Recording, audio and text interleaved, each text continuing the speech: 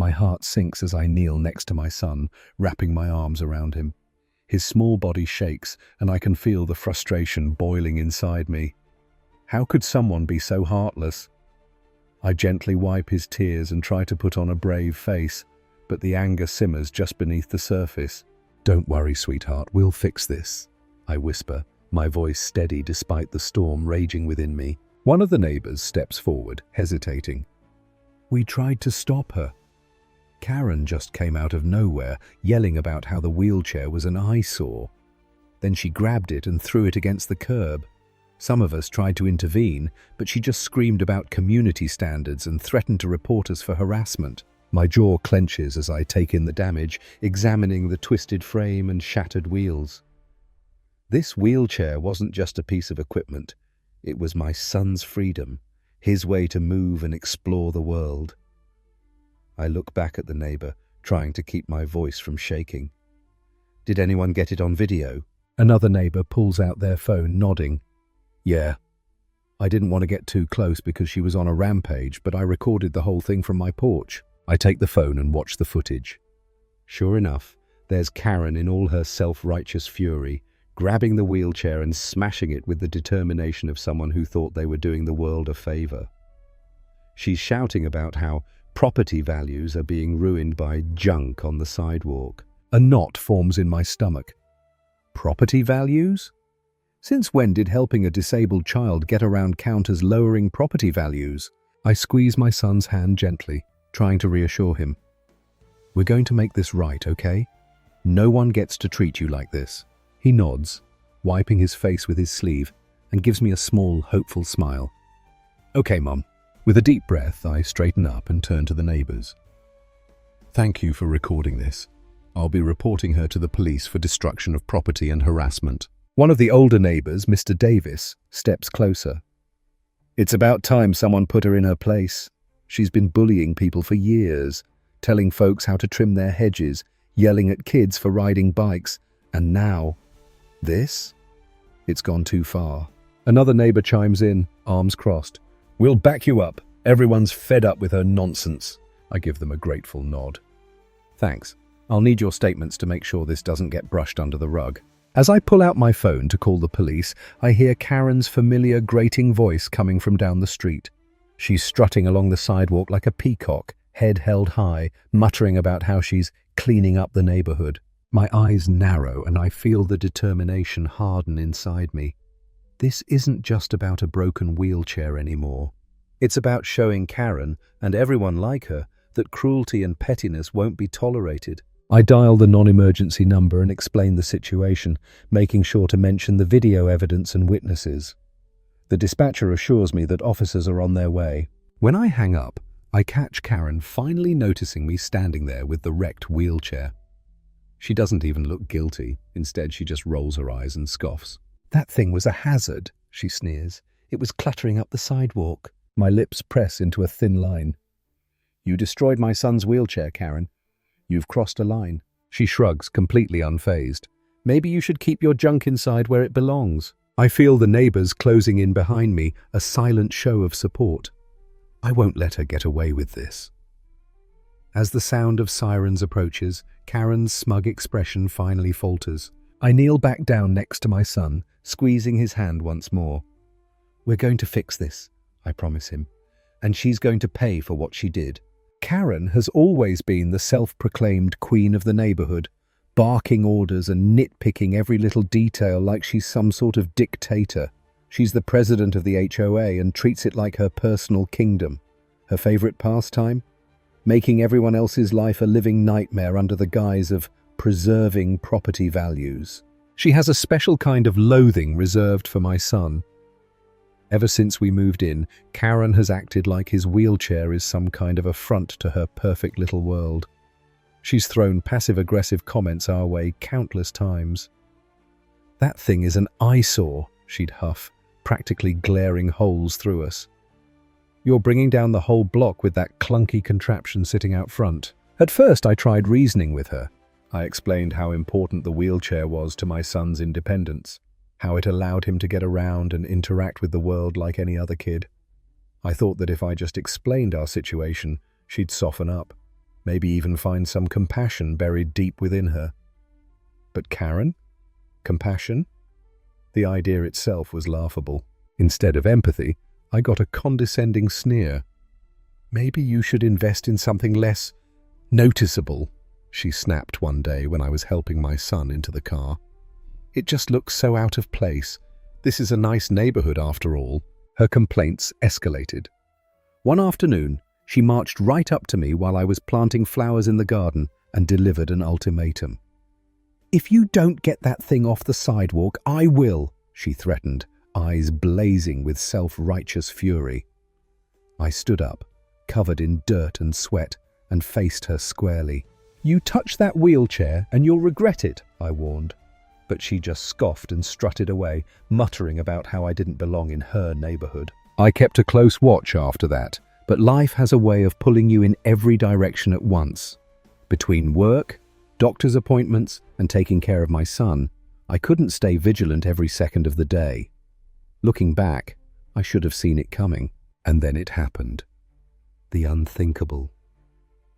I came home to find my son stranded on the ground, his wheelchair twisted and shattered, while Karen stood there unapologetically, as if she'd just taken out the trash. The neighbors were still in shock, some comforting my son, while others whispered angrily about Karen's latest act of cruelty.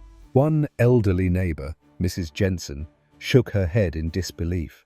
She just stormed over, screaming about how it was time to clean up the neighborhood. Then she grabbed that wheelchair and slammed it into the pavement. I felt fury surge through me, so intense it nearly choked me. Who did Karen think she was, destroying something so vital, so personal, just to feed her warped sense of order? I knew this wasn't just some petty HOA squabble anymore. This was an attack on my family. My son looked up at me with those big, tear-filled eyes, and I knew right then that Karen had gone too far. It wasn't just about the wheelchair anymore. It was about standing up to a bully who thought she could terrorize anyone who didn't meet her twisted standards. Well, she was about to find out just how wrong she was, because this time, I wasn't backing down. This time, Karen was going to learn that not everyone in the neighborhood was willing to bow down to her tyrannical rule. I was done being polite. I was done being patient. It was time to show Karen and the entire HOA that we weren't going to be pushed around anymore. I take a deep breath, forcing myself to stay calm as I march across the lawn toward Karen's house. The neighbors are watching from their porches, some murmuring among themselves, clearly disturbed by what just happened. Karen, of course, is standing proudly on her pristine porch, arms crossed like a triumphant warrior who just conquered an eyesore. Her smile is smug and self-satisfied, as if she's done the entire neighborhood a favor by smashing a child's mobility aid to pieces. As I approach, she barely acknowledges me, too busy admiring her freshly pruned roses to notice the fury radiating off me. I stop at the edge of her driveway, planting my feet firmly on the ground. My hands are trembling, not just from anger, but from the effort it takes to keep myself from shouting at her. I can't give her the satisfaction of seeing me lose control. She finally deigns to glance my way, arching an eyebrow with that condescending smirk of hers. "It's about time this neighborhood looked cleaner," she sniffs, as if justifying her heinous act. I take another breath, fighting to keep my voice steady. "Did you destroy my son's wheelchair?" I ask, forcing each word through gritted teeth. Her eyes flash with something akin to satisfaction. "Yes, that piece of junk has no place here," she declares, as if she's the moral authority of the entire block. "It was cluttering up the sidewalk, and it made the neighborhood look trashy. I warned you plenty of times, but you just wouldn't listen." My hands clench into fists at my sides, and I feel my jaw tighten so hard it aches. She's speaking as if she's done nothing wrong, as if destroying something so crucial to my son's daily life is just another act of HOA heroism. I step closer, forcing her to meet my gaze. "That wheelchair is not junk," I state coldly. "It's my son's lifeline. Without it, he's trapped. You had no right to touch it, let alone destroy it." Karen just shrugs, completely unmoved. "This is a respectable community. We can't have broken-down contraptions lying around like we're some kind of slum. I did everyone a favor. My heart is pounding so hard I can hear it in my ears. I want to scream at her, to unleash every bit of rage boiling inside me, but that's exactly what she wants, to see me lose it so she can claim the moral high ground. Instead, I steel myself, keeping my voice deadly calm. You think destroying a child's wheelchair is making the neighborhood better? You think vandalizing private property makes you a hero? This isn't about maintaining appearances, Karen. This is about your sick need for control. And I promise you, you just made the biggest mistake of your life. Karen scoffs, clearly unimpressed by my words. Oh, please, you're being dramatic. If you can't afford to replace it, maybe you shouldn't be living in a neighborhood like this. That's it. That's the final straw. I can feel the resolve solidifying inside me like iron. I know what I need to do. This isn't just about replacing a wheelchair anymore. It's about justice. For my son, for our family, and for every neighbor who's been pushed around by this tyrant. Karen has no idea what's coming. She thinks she's invincible, that the HOA will protect her from any consequences, but she's about to learn that even self-proclaimed queens can fall from their thrones, and when they do, it's a long, hard drop. Karen's face drops as if I just slapped her with reality itself. The smug expression evaporates, replaced by a look of sheer disbelief. Her mouth opens and closes like a fish gasping for air, and for the first time since I've known her, she's at a complete loss for words. The neighbors, who had been cautiously watching from their windows and yards, suddenly go silent. Even the birds seem to pause mid-song, as if the universe itself is processing what I just said. I take a slow, deliberate step closer, holding my ID badge up for her to see. You've just committed property damage and discrimination against a disabled person, I state, my voice as cold and unyielding as steel. That's not just a civil issue, Karen. That's a criminal offense. Karen's eyes flick between my badge and my face, her lips trembling. What? Who do you think you are? She finally sputters, as if somehow denying reality will make it go away. I give her a thin, icy smile and hold the badge even closer to her face. I'm the Attorney General of this state, I say calmly, and I take hate crimes against disabled individuals very seriously. Her face drains of all color, and for a moment, I wonder if she might actually faint, right there on her well-manicured lawn. She stumbles back a step, gripping the porch railing for support. You're lying, she snaps, trying to muster some semblance of her former bravado. I raise an eyebrow, unimpressed. Do you really think I'd lie about something like that? Or that I wouldn't have the power to hold you accountable for your actions? I let my words sink in, each one hitting her like a cold wave of reality. One of the neighbors, an older gentleman named Mr. Johnson, steps forward cautiously. Is it true? He asks, glancing between me and Karen. Are you really? I nod solemnly. Yes, Mr. Johnson. I'm the Attorney General, and I've overlooked a lot of Karen's petty harassment in the past because it wasn't worth the trouble. But attacking my disabled son and vandalizing his wheelchair? That's crossing a line I cannot and will not ignore. Karen is visibly trembling now, her hands gripping the railing so hard her knuckles are white. I didn't know. You never said... I cut her off with a sharp glare. It doesn't matter who I am, Karen. You don't get to mistreat people just because they don't fit your narrow idea of acceptable. You deliberately targeted a child, my child, because his wheelchair didn't match your vision of perfection.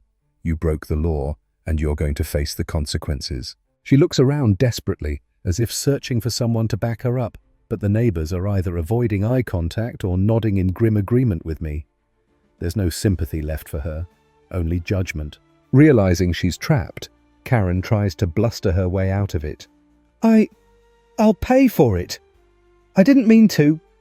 It was just... It looks so old and broken. That's irrelevant, I interrupt. You don't get to decide whether someone's mobility aid is acceptable. You don't get to destroy it because you feel entitled to dictate how people live. That wheelchair was his independence, his freedom. You robbed him of that out of pure malice. Tears well up in her eyes, but I feel no pity. Instead, I take out my phone and begin dialing the local police. You're going to answer for your actions, Karen. Vandalism, destruction of property, and discrimination against a disabled minor. I'll make sure every single charge sticks. Karen's legs give out, and she sinks onto her porch steps, sobbing. The neighbors don't move to comfort her. They know what she's done, and they know she deserves every consequence coming her way. As the phone rings, I feel a sense of grim satisfaction settle over me. Karen wanted control over the neighborhood, but she crossed the line, one that no amount of false bravado or HOA arrogance can save her from now. Karen's knees are shaking now, and she's clutching the porch railing as if it's the only thing keeping her upright. Her eyes dart around like a cornered animal, looking for someone, anyone, to come to her defense. But the neighbors who had once tolerated her tyrannical behavior are now staring at her with a mix of disdain and disbelief. She swallows hard and tries to muster up some sort of justification, her voice wavering. I just wanted to make the neighborhood look nicer, she blurts out, as if that excuse could somehow erase the cruelty she's just inflicted. I fold my arms, my voice steely and unwavering. Vandalizing property and threatening a disabled child does not improve the neighborhood, Karen. Destroying a wheelchair, a vital mobility aid, is not just vandalism, it's a hate crime. You didn't just damage a piece of equipment, you took away my son's freedom. Her mouth opens and closes as she struggles to find words. It looked so old and broken. I thought it was abandoned. I narrow my eyes. Abandoned? My son uses that wheelchair every day, you know that. Everyone here knows that. Don't insult our intelligence by pretending you thought it was trash. She shrinks back at the venom in my tone, and I can see her mind racing to concoct a new excuse. Finally, she settles on shifting the blame. It's not just me, she sputters. The HOA. The board agreed that the wheelchair was making the place look bad. They all said it. I was just enforcing the standards. I let out a cold, humorless laugh. Standards? You mean the standards you made up? There's no HOA rule about wheelchairs or mobility aids. And even if there were, no rule would ever justify destruction of private property or discrimination against a disabled person. She tries to look indignant, her voice rising in desperation.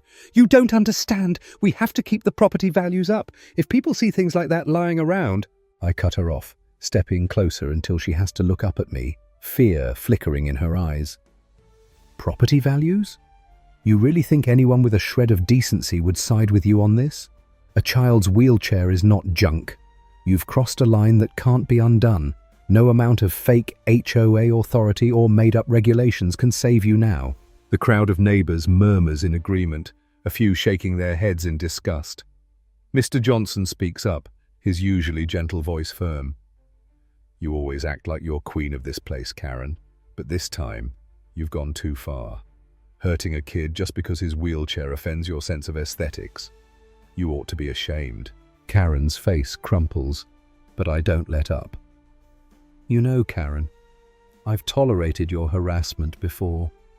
I ignored your petty complaints, your snide remarks, and even your ridiculous HOA memos because I figured you were just a lonely, bitter woman looking for control.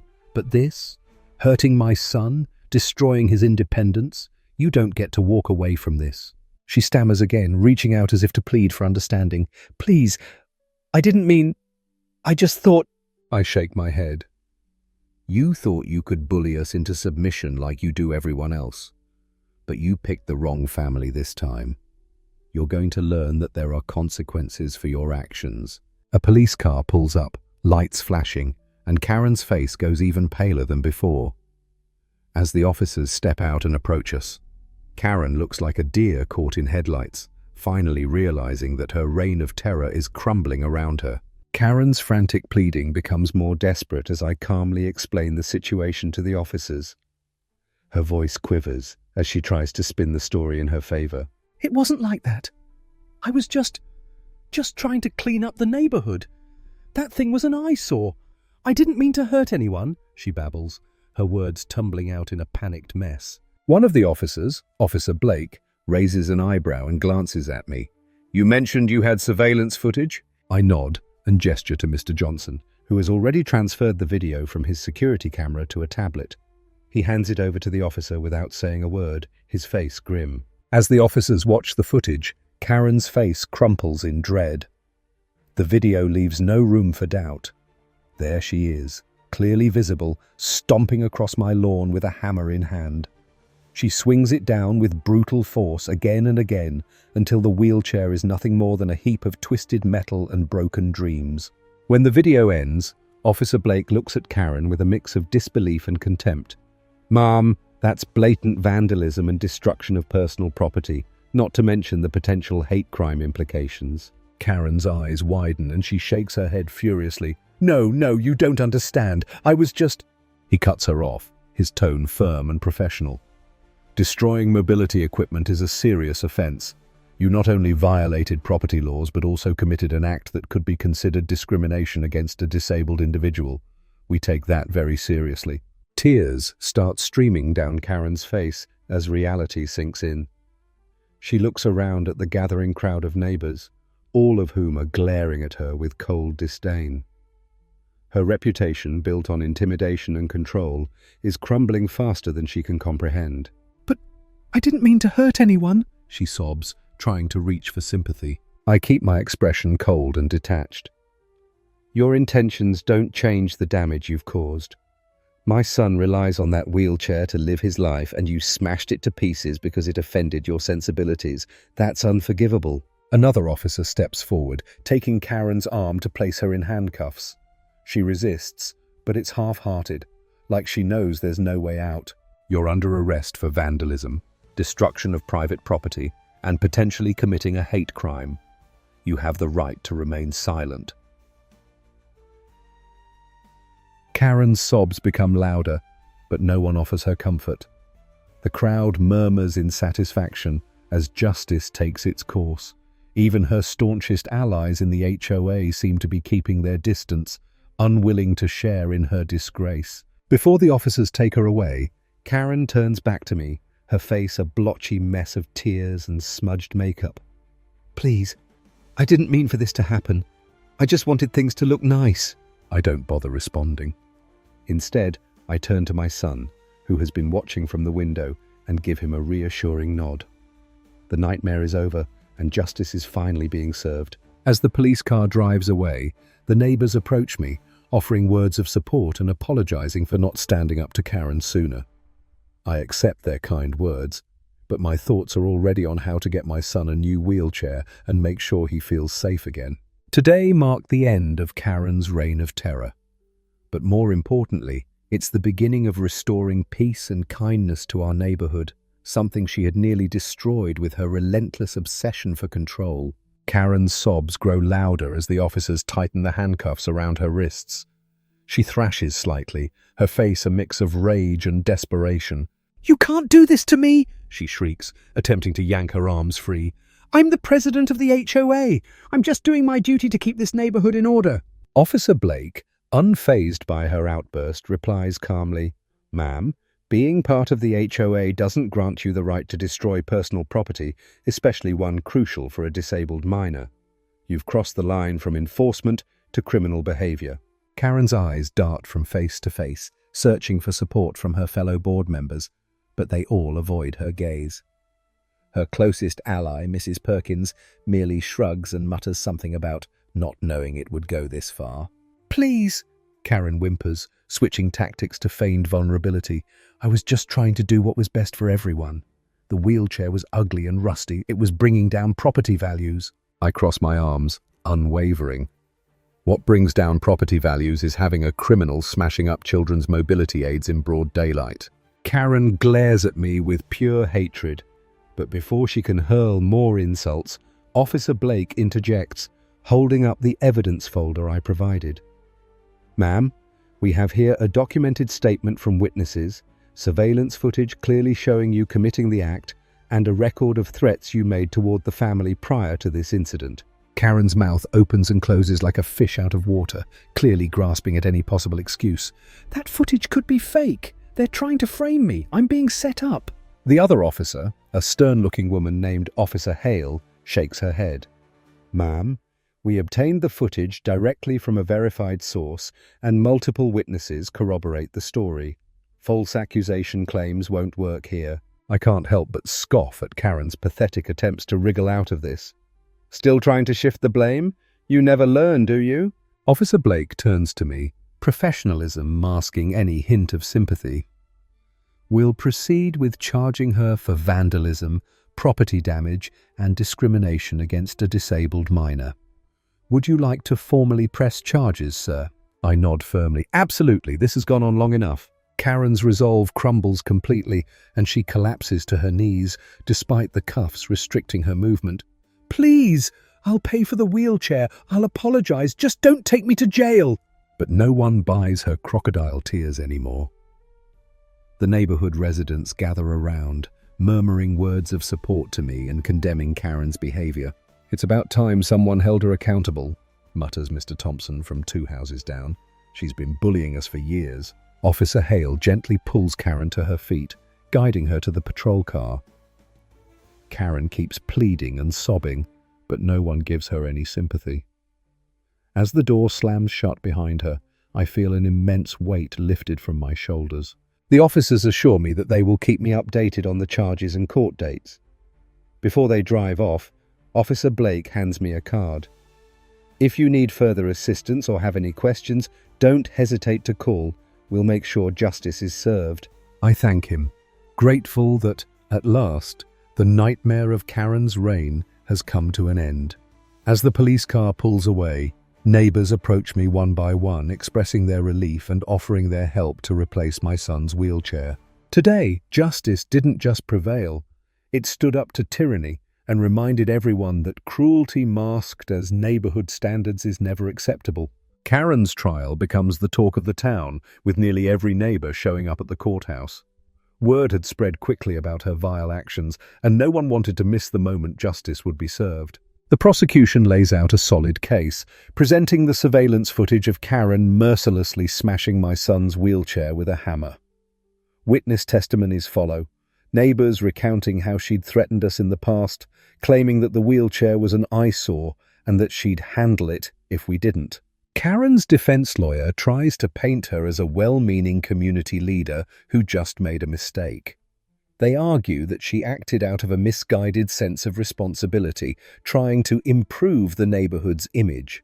But that defense crumbles when I take the stand, calmly recounting the threats Karen made against my family. I also detail the immense hardship my son faced after losing his mobility aid. The court falls silent when I describe how he was left stranded on the ground, humiliated and in pain. Then, more neighbors come forward, emboldened by Karen's downfall. Mrs. Jensen shares how Karen once threatened to have her garden removed because it didn't meet HOA standards. Mr. Thompson recalls how Karen harassed his family over a misplaced garbage can. One after another, residents expose years of Karen's petty tyranny and abuse of power. The judge looks unimpressed with Karen's attempts to feign remorse. The prosecution wraps up with a firm statement. Karen Wilkins deliberately destroyed essential property belonging to a disabled child, causing not only physical but emotional harm. Her actions are not just an isolated incident, but part of a long-standing pattern of bullying and abuse of authority. We seek not only restitution, but a formal acknowledgement of her misconduct. When the verdict is delivered, the room tenses. Karen is found guilty of property damage, discrimination against a disabled minor, and making threats. She is sentenced to a hefty fine, ordered to cover the full cost of a new wheelchair, along with additional damages for emotional distress. The judge also issues a suspended sentence, warning her that any further misconduct will land her behind bars. As an added blow, Karen is permanently banned from holding any HOA position or being involved in neighborhood management. The community collectively breathes a sigh of relief. After the trial, HOA board members who previously stood by Karen quickly resigned to avoid further scrutiny. A complete overhaul of the HOA follows, with new leadership dedicated to fairness and community support rather than petty enforcement. Karen leaves the courthouse with her head hung low, utterly humiliated. No longer the feared enforcer of the neighborhood, she's now just a disgraced woman with no power and no respect left. The neighbors gather around me afterward, expressing their gratitude and admiration for standing up to her. One elderly man pats me on the shoulder, his eyes glistening with relief. "She ruled this place with fear for too long," he says. "Thank you for bringing her down." I nod, grateful that justice has finally been served. More importantly, I know that my son can now live in peace, free from the tyranny that had overshadowed our lives for far too long. After the trial, the HOA board organizes a community meeting to address the fallout from Karen's actions. It's the first meeting in years that people actually want to attend. The new interim president, a kind-hearted man named Mr. Collins, takes the podium and addresses the crowd with a humble, sincere tone. "First and foremost," he begins, "we owe a profound apology to the affected family.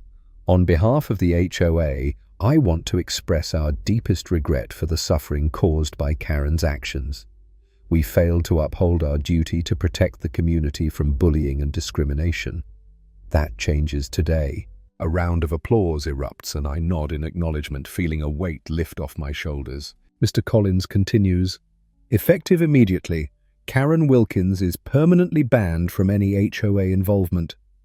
Additionally, we will cover the full cost of a new wheelchair and compensate for any additional damages or inconveniences caused." True to his word, within the week, a brand new custom-fitted wheelchair arrives at our doorstep, an upgrade from the old one with enhanced mobility features. It's clear that this time, the HOA means business when it comes to making amends. Beyond that, Mr. Collins sets forth new protocols to ensure that no single individual can wield unchecked power within the HOA ever again. Strict regulations are put in place to prevent harassment and abuse of authority. Board members are now required to undergo community service and ethics training to foster a more compassionate and understanding approach. The neighborhood itself undergoes a transformation. With Karen gone, a newfound sense of solidarity emerges among residents. People are friendlier, more supportive, and eager to build a stronger community together. Neighbors begin offering help more openly, especially when it comes to accommodating families with special needs. One evening, as I take my son out for a stroll in his new wheelchair, a small group of neighbors gathers at our front yard. Mrs. Jensen, holding a tray of cookies, smiles warmly. "We just wanted to say thank you," she says, passing me the tray, "for standing up to her. It gave us all the courage to finally speak out." Another neighbor chimes in. "The place already feels brighter without her looming around. You did the whole neighborhood a huge favor." I smile back, grateful that our ordeal not only brought justice, but also healed the fractured community spirit. Even the kids now play more freely in the streets, no longer worried about Karen's disapproving glares. As the sun sets behind the row of tidy houses, I take a deep breath, feeling a sense of peace wash over me. Justice has been served, lessons have been learned, and the neighborhood is finally free from tyranny. My son looks up at me, a bright smile on his face. "Mom, can we go to the park tomorrow?" "Of course," I reply, ruffling his hair. "We can do anything you want." Because for the first time in a long while, the neighborhood feels like home again, safe, welcoming, and fair. The days that follow are filled with a sense of calm that had long been absent from the neighborhood. My son, now feeling safer and more confident, spends more time outside, laughing, playing, and enjoying the simple joys of childhood without the looming shadow of Karen's oppressive presence. One afternoon, as he races down the sidewalk in his new wheelchair, custom painted with bright colors and patterns he picked out himself, a few neighbors gather on their porches, waving and cheering him on. It's heartwarming to see him smile without the fear of judgment or hostility. Mrs. Jensen stops by again, bringing homemade cupcakes, and says with a kind smile, "The neighborhood feels so much better now. Thank you for standing up not just for your son, but for all of us. Karen was a nightmare." I smile back, offering her a seat on the porch. It wasn't easy, but no one should have to live in fear of being bullied, especially not my son. She nods, wiping a tear from the corner of her eye. "You taught us all a valuable lesson. Standing up for what's right even when it's tough. You made us realize that just putting up with her behavior wasn't the answer. As the sun dips lower in the sky, more neighbors join in, some bringing small gifts for my son, others just stopping by to chat and show their support. For the first time in years, I feel like I truly belong here. My son rolls up to me, his face glowing with happiness. "Mom, can I go play with Jake and Tommy?" I smile and nod. "Of course, sweetheart, just be careful." As he speeds off to join his friends, one of the new HOA board members approaches me. It's Mr. Collins, looking far more relaxed now that the chaos has settled. He gives a respectful nod. "I wanted to let you know that the HOA has implemented new policies to protect residents from discrimination and harassment. We're determined to make sure no one else ever has to go through what you and your son did." "That's good to hear," I reply. "I just hope this serves as a lesson to never give power to someone who only knows how to abuse it." He nods thoughtfully. "Agreed. Sometimes it takes a strong voice to remind us of that. You were that voice." After he leaves, I lean back on the porch swing, savoring the quiet and the sense of peace that has finally settled over our neighborhood. The oppressive, toxic atmosphere that once clung to this place is gone, replaced with a spirit of kindness and unity. My son calls out from the end of the driveway, waving excitedly. "Mom, come see what Jake and I made." I get up and head over, feeling lighter than I have in years. And as I watch my son and his friends play freely, without fear, without judgment, I can't help but feel proud. Not just of him, but of myself too. For standing up, for fighting back, and for reminding everyone that no one, no matter how powerful they think they are, has the right to bully or belittle those who deserve respect and kindness. Justice has been served and peace has returned. And above all else, my son knows that his voice and his dignity will always matter.